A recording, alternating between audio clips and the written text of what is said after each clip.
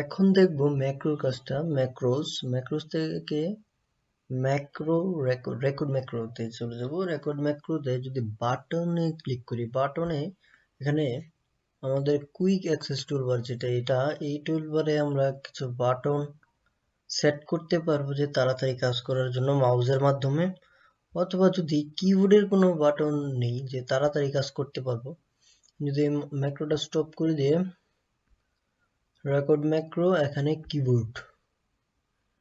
কিবোর্ডের সাহায্য নিলাম। তার আগে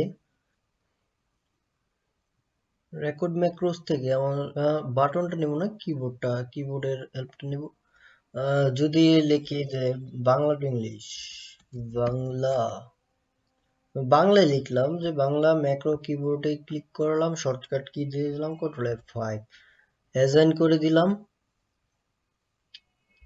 তার পরবর্তীতে এখন স্টপ ম্যাক্রো দিয়ে দিই, বা আমরা ফন্ট স্টাইলটা কিছু চেঞ্জ করে নিই। এখানে ফন্ট স্টাইল হবে কেরিব্রি লাইট দিলাম। এখানে ফন্ট 12 হবে, কালার হবে রেড দিয়ে দিলাম।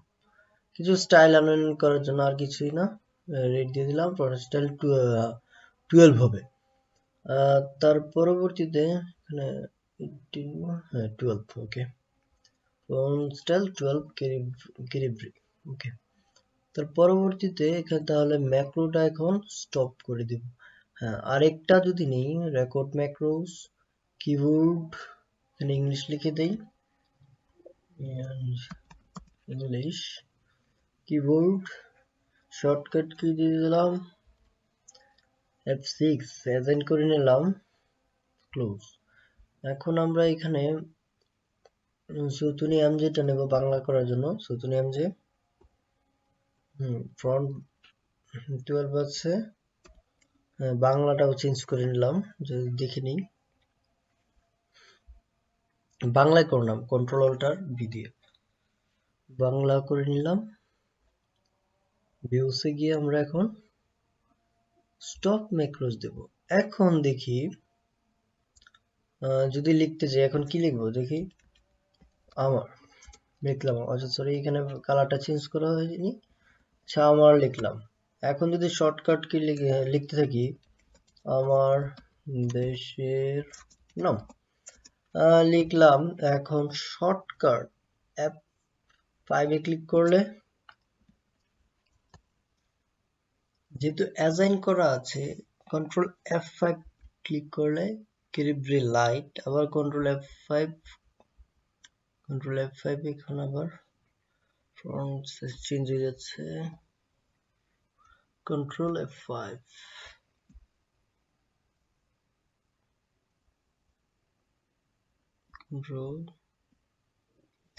Ctrl+F5 দিয়ে আমরা যদি এখন লিখি মাই কান্ট্রি নেম, Ctrl+F5, যদি Ctrl+F6 এ ক্লিক করি সুতুনিতে চলে গেল, Ctrl+V, মাই, আমার দেশের নাম। এটা হলো ম্যাক্রো দিয়ে করা, যে আমরা তাড়াতাড়ি বারবার সুতুনি এখানে টাইম নিয়ে রোমান করা, বা আগে যেটা ছিল এখন ক্যালিব্রি বডি যেটা, সেটা বারবার চেঞ্জ করা থেকে ম্যাক্রো করে নিলে অনেক ফাস্ট হয়। এটা তাছাড়াও যদি আমরা কোনো স্টাইল অ্যাসাইন করি, যে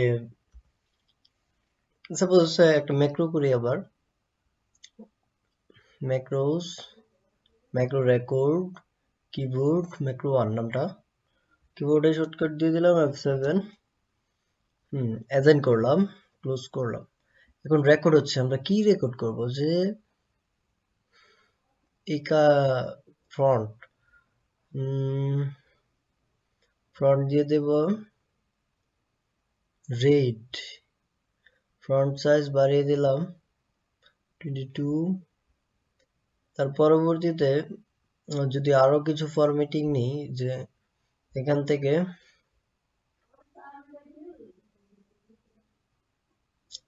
এটা বোল্ড করে দিলাম টেক্সটটা,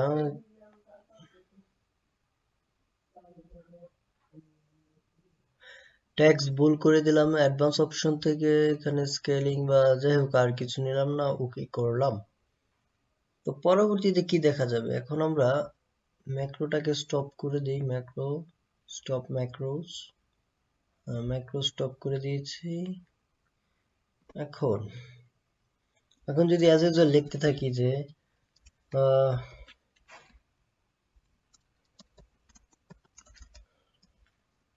নেক্সট লিখলাম দিস ইজ দ্য ম্যাক্রোস, লিখলাম। তার পরবর্তীতে কন্ট্রোল সরি F7 এ প্রেস করলে কিবোর্ডে দিস ইজ দ্য ম্যাক্রোস, যে ডিফারেন্সটা আমরা ম্যাক্রো করে অতি সহজেই টেক্সটাইল বাংলা থেকে ইংরেজি, ইংরেজি থেকে বাংলা সহজেই করতে পারবো।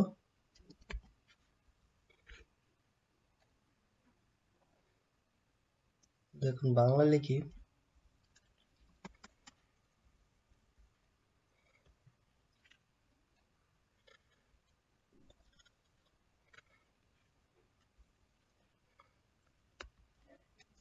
এটা হলো ম্যাক্রো।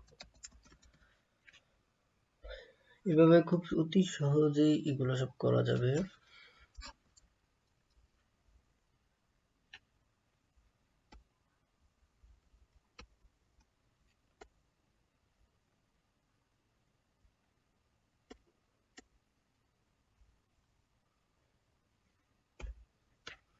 আসলে ম্যাক্রোর কাজ শুধু এইগুলো আমি ছোটই বলি, ছোট ছোট স্টাইল করা না, অনেক ক্ষেত্রে কাজে লাগে। ম্যাক্রো অনেক পাওয়ারফুল, অনেক কাজ করা যায়। এটা ম্যানুয়ালি অনেক কমান্ডস ইউজ করে নিজের মতো করে অনেক সাজানো যায়। যারা প্রোগ্রামার ডেভেলপার তারা সেটা ইউজ করে, আপনি চাইলে করতে পারেন, অনেক কাজে দেয় ম্যাক্রোস। এখানে শুধু বেসিক হিসাবে দেখানো হয়েছে ম্যাক্রোস। ওকে, ধন্যবাদ, ভালো থাকবেন।